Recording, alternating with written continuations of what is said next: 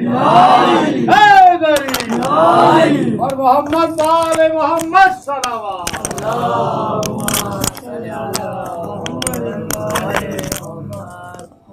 بارے دیگر بآواز بلند صلوات.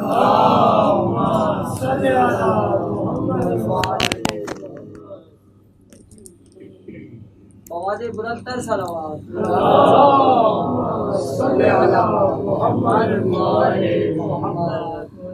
نعرہ حیدری. انا للہ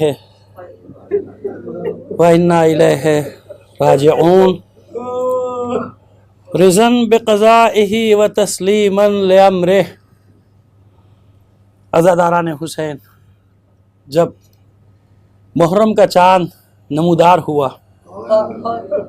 اس وقت سے آپ نے عزاداری شروع کی، غصہ دینا شروع کیا زہرا کو اس کے لال کا. جو تاریخیں بڑھتی چلی گئیں آپ کا جوش اور جذبہ، رنج و غم سب بڑھتا چلا گیا، یہاں تک کہ وہ تاریخ آئی جسے کہتے ہیں 7 محرم. 7 محرم کو اور زیادہ آپ سوگوار نظر آئے، کیونکہ 7 محرم کو اولاد رسول پہ پانی بند کیا گیا. ایسے ہی ہوا. خیمے تو پہلے ہی ہٹا دیے گئے تھے ساحل سے، پھر پانی بھی بند ہوا، اور پھر اس کے بعد یہ ہوا کہ جو تھوڑا بہت اس گرمی کے ایام میں ذخیرہ تھا وہ ختم ہوا، اور پھر بچوں کی پیاس شروع ہوئی. یقیناً سب پیاسے تھے، بچے بڑے بوڑھے سب پیاسے تھے، لیکن بچوں کی پیاس کا عجب عالم تھا. لیکن آج ایک بات آپ کو بتانا چاہتا ہوں اس شام غریبہ کی مجلس کے آغاز میں، کہ اگر کربلا میں کوئی سب سے زیادہ پیاسا تھا نا تو اس کا نام ہے حسین.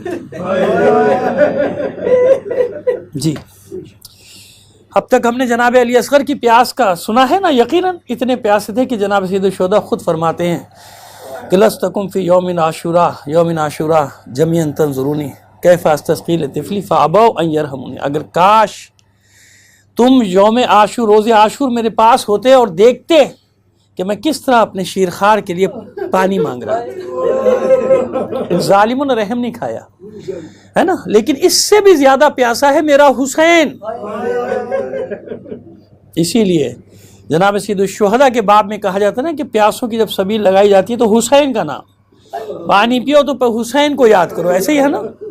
اب دیکھیے میں آپ کو دلیل دیتا ہوں. پہلی دلیل تو وہی کلام ہے کہ شیعتی مہما شربتم مان ازبن فاذکرونی او سمیتم من غریبین او شہیدین فندبونی. ہے میرے چاہنے والو، اگر کبھی تمہیں ٹھنڈا پانی مل جائے تو اپنے غریب حسین کو، اپنے پیاسے حسین کو ضرور یاد کرو، حسین کی پیاس کو یاد کرو.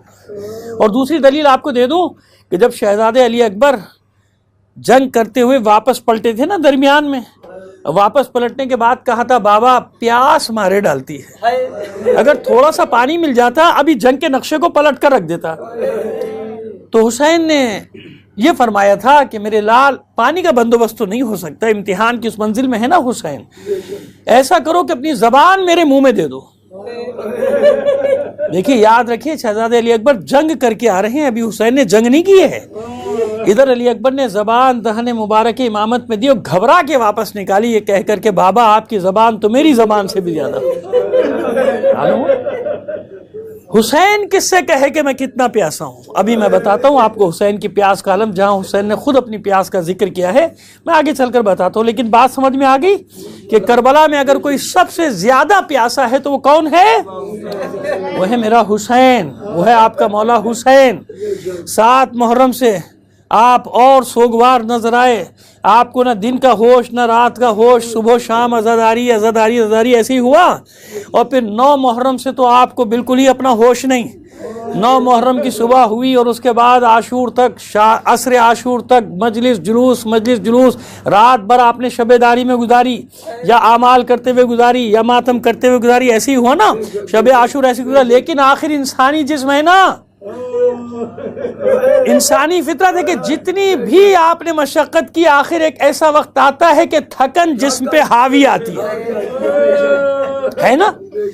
اب اسی شام غریبہ کو لے لیجئے، آپ کتنے تھکے ہوئے ہیں تو ان 4 دن 10 دن کے، لیکن اس کے باوجود آپ کی کوشش کیا ہے کہ ساری شام غریبہ جتنی بھی ہو رہی ہیں شہر میں جہاں تک میں شرکت کر سکتا ہوں میں جاؤں اور شام غریبہ میں شرکت کروں۔ آپ کی کوشش یہ ہوگی کہ اپنے آپ کو اور جگائیں، لیکن کیا ہوگا؟ آخر وہ انسانی فطرت غالب آ جائے گی، انسان کی تھکاوٹ پہ وہ غالب آ جائے گی، تھکاوٹ۔ اور آپ نہ چاہنے کے باوجود کوئی مجلس سنتے آپ کی آنکھیں بند ہو جائیں گی، آپ سو جائیں گے۔ یہ میں بالکل انسانی فطرت کی بات کر رہا ہوں کہ ایسا ہی ہے نا، کیونکہ جسم ہے نا، آپ کا دل نہیں چاہتا، لیکن اس کے باوجود آپ کو کچھ معلوم نہیں ہوتا کہ کب آپ کی آنکھ لگی اور کب آپ سو گئے، ہے نا؟ بس عزیزو، جب آپ سو جاتے ہیں تو زینب جاگتی ہے۔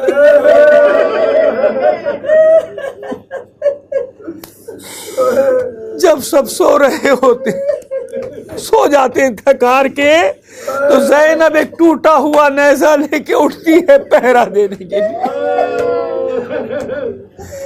گزشتہ شب سب موجود تھے، کتنی مطمئن تھی زینب، جس کے اتنے بھائی ہوں کس کی مجال ہے اس کے سر سے چادر چھینے گا، کس کی مجال ہے اس کے خیمے میں آگ لگائے گا، کس کی مجال ہے اس کے بازو میں رسن باندھے گا۔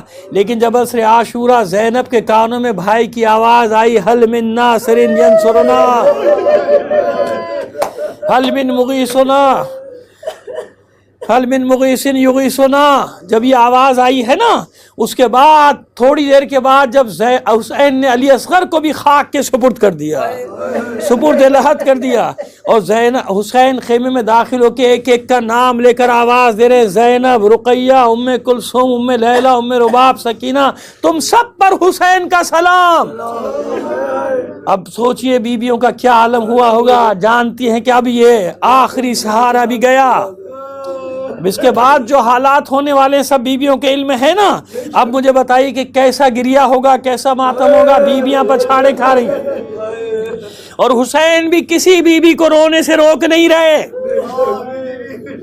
بلکہ یہاں تک ہے کہ جتنا گریہ کرنا ہے کر لو، کیونکہ میرے بعد رونے کا موقع بھی نہیں ملے گا۔ ایسے ہی ہے نا، رونے کا موقع بھی نہیں ملے گا۔ کس طرح رخصت کیا ہے بہن نے بھائی کو، وصیتوں پہ عمل ہوا، بہن نے بھائی کے گلے کے بوسے لیے، بھائی نے بہن کے بازوں کے بوسے لیے، لباس کوہنا لباس منگوایا، پرانا پیراہن پہنا، اسے بھی جگہ جگہ سے چاک کرتے تھے حسین۔ پوچھا ثانیہ زہرا نے، بھیا یہ تو پہلے ہی کوہنا لباس ہے، پہلے ہی بوسیدہ پیراہن ہے، آپ اسے بھی چاک کیوں کرتے ہیں؟ فرماتا ہے میرا مظلوم امام اس لیے اسے جگہ جگہ سے چاک کر رہا ہوں کہ یہ ملعون مجھے قتل کرنے کے بعد میرا لباس نہ لوٹے، میرا لباس نہ لوٹے۔ نکلے حسین خیمے سے، نکلے کس رخصت کے بعد نکلے؟ اس رخصت کے بعد نکلے جس رخصت کے لیے لکھا ہے مقاتل میں کم سے کم لفظ یہی ہیں، اس سے زیادہ لفظ نہیں ملے مقاتل لکھنے والوں کو، کہ حسین کی رخصت ایسے ہوئے خیموں سے جیسے بھرے گھر سے جوان کا لاشا نکل۔ بس حسین نکلے باہر، اس رخصت کے بعد نکلے ہیں باہر، آئے ذوالجناح کے پاس، دائیں دیکھا بائیں دیکھا،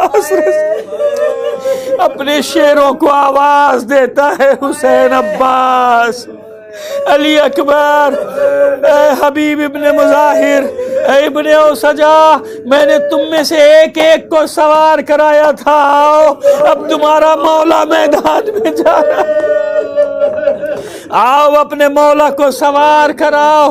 عزادارو، مقتل میں تو مجھے یقین ہے کہ لاشیں تڑپ اٹھے ہوں گے، لیکن ہاں ایک رد عمل یہ ہوا، ادھر حسین کی آواز بلند ہوئی، ادھر خیمے کا پردہ اٹھا، بہن سر سے پیر تک چادر میں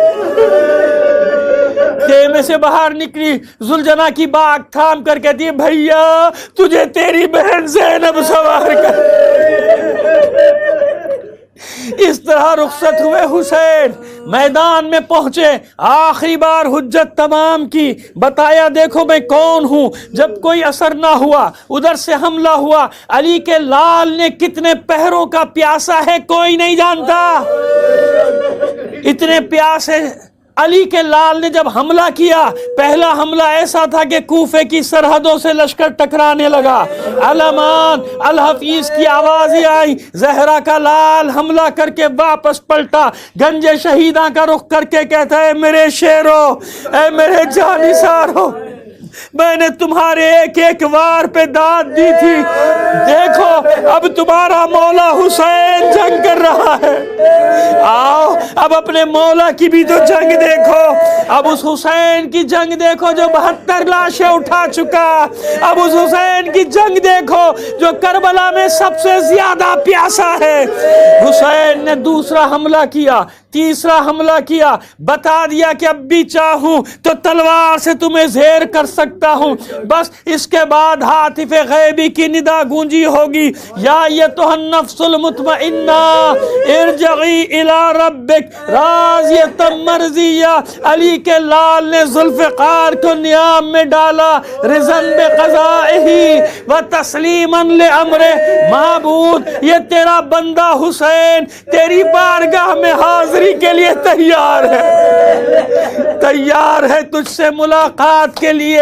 چاروں طرف سے تیروں کا میں برسنا شروع ہوا، اتنے تیر جس میں نازنی میں تھے کہ مقاتل میں لکھا ہے سوائے تیروں کے کچھ نظر نہیں آتا تھا، سوائے تیروں کے کچھ نظر نہ آتا تھا، لیکن اتنی طاقت تھی حسین میں کہ ابھی ذوالجناح سے نیچے نہیں آئے تھے، ذہن سے زمین پر نہیں آئے تھے۔ پسر سعد نے حرملہ کو طلب کیا، ایسا کام کر کہ حسین ذوالجناح سے نیچے گر جائیں۔ اس نے اپنا آخری تیر کمان میں جوڑا، چکر کاٹ رہا ہے ذوالجناح کے گرد کہ تیر ماروں تو کہاں ماروں، کوئی جگہ خالی نہیں تھی جسم نازنی میں۔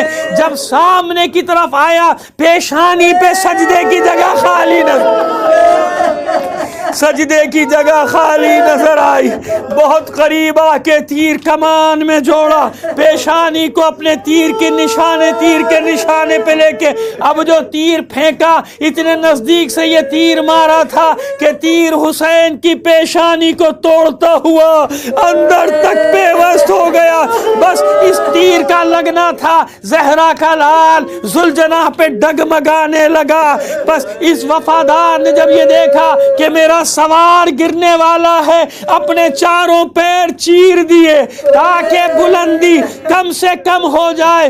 اس عالم میں حسین ذہن سے زمین پر آئے تھے کہ زمین پر جسم اتھر لگنے نہیں پایا تھا، اتنے تیر جسم پیوست تھے، تیروں پر معلق ہو گیا تھا جسم اتھر۔ بس سرخ و سیاہ آندھیاں چلنا شروع ہوئی، زینب کے کانوں میں شور کی آواز آئی، نکلی خیمے سے باہر، سوائے گرد و غبار کے کچھ نظر نہیں آتا تھا۔ سورج کو گہن لگنا شروع ہوا، دوڑ کر ایک ٹیلے پر چڑھی، چاروں طرف دیکھ کر آواز دیتی ہے، لوگوں کچھ تو بتاؤ، میرا بھائی کہاں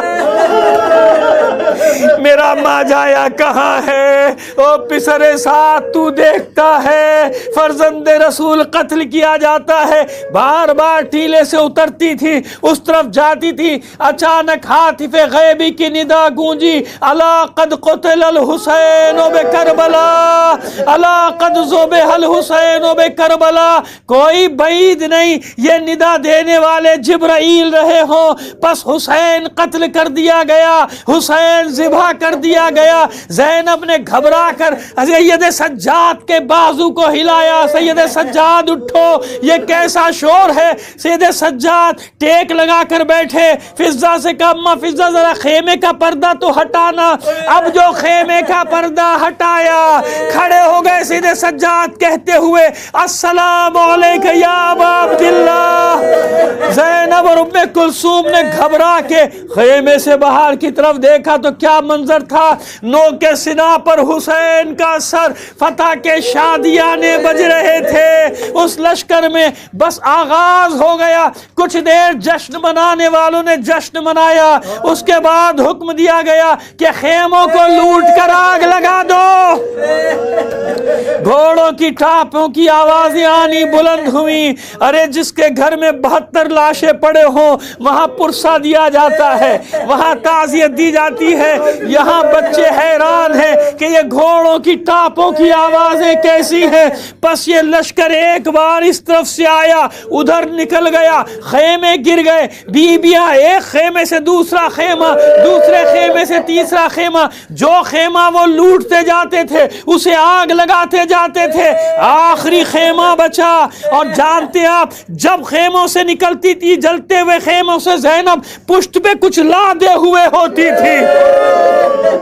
حمید بن مسلم کہتا ہے جب میں نے آگے بڑھ کر غور کیا تو کیا دیکھا, کوئی جوان ہے جسے زینب اپنی پشت پہ لاد کر نکلتی ہے. یہ ہے وہ زینب جس نے جلتے ہوئے خیموں سے امامت کو بچایا تھا. بس عزاداران حسین آخری خیمہ بچا. سید سجاد نے حکم دیا نہیں پھوپھی اماں, ابھی تو امتحان کا آغاز ہوا ہے, خیمے سے باہر نکلنا ہوگا. بیبیاں خیموں سے باہر نکلی. بس خیموں سے باہر نکلنا تھا کہ نیزے چمکنا شروع ہوئے.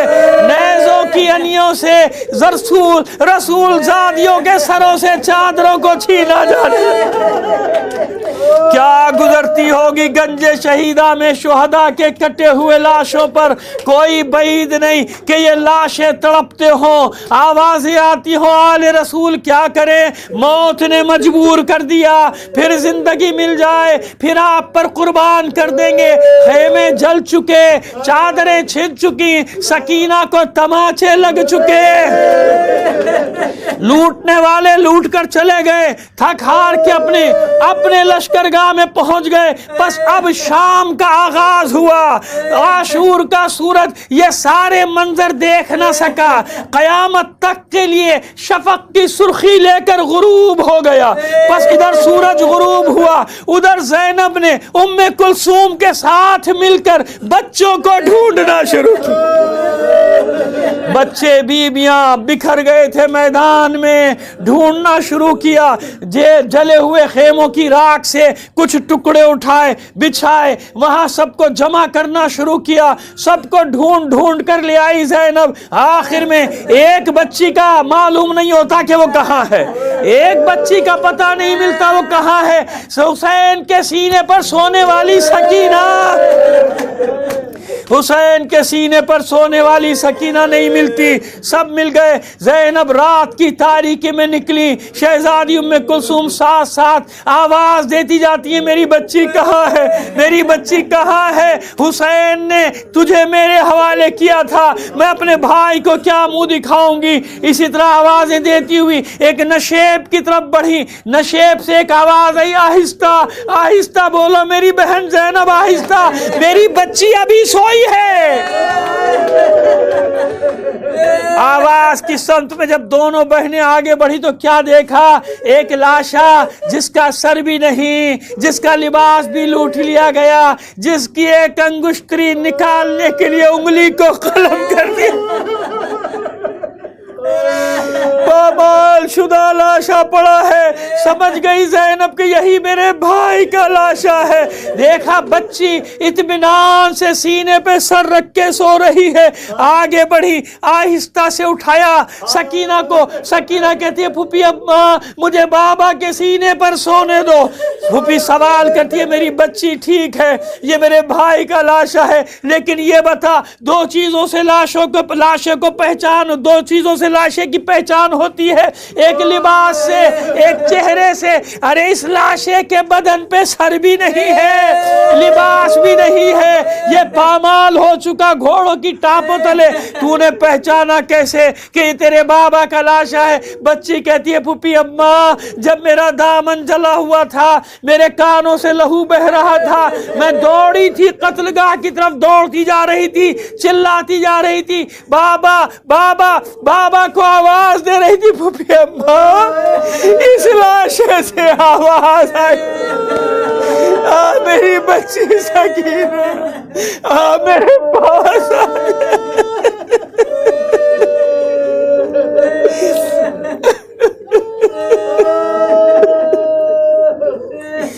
الا لعنت اللہ علی القوم الظالمین وسيعلم الذين ظلموا أيام منقلب